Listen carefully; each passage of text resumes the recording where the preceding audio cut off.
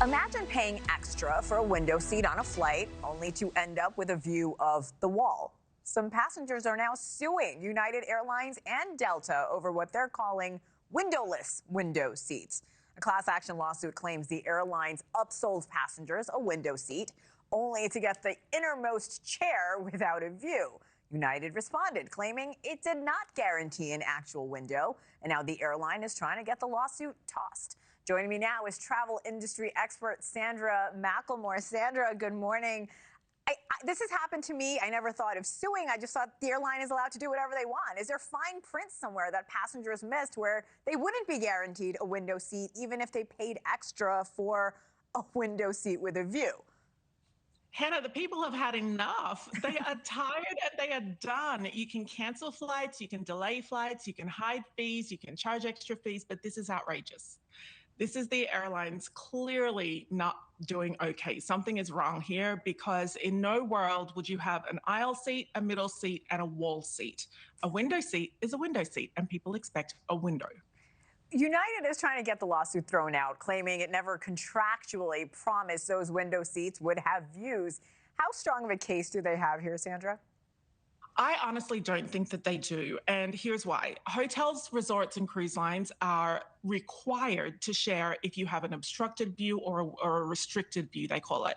Other airlines, American Airlines, Alaska Airlines, when you go on to book with them, Hannah, their booking engine actually says this will not be a window or this is an obstructed view. When it comes to United Airlines, though, this is more than half of their fleet of Boeings when it comes specifically, and I want to get this right, to the 737s, because there are three aircraft that are impacted: the A320s, the 757s, and the 737s. And of the 737s, it's more than half of the fleet of those aircraft. I just don't think they have a chance. I think they are really playing silly games and they're going to win very silly prizes. So this is more specific to the airline, United and Delta. To the aircraft and the airline. That's exactly right, because there are other airlines, Hannah, who are just not playing these games with the people, and the people don't want them. And what's interesting here is because it's only some airlines, people have a choice.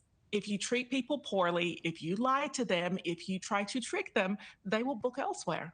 Yeah, consumers have choices, and that's a good thing. Last year, the Department of Transportation cracked down on airlines, enforcing them to be more transparent over surprises like, you mentioned, junk fees, including seat selection price hikes. Could this lawsuit set a precedent moving forward on how these airlines disclose these fees?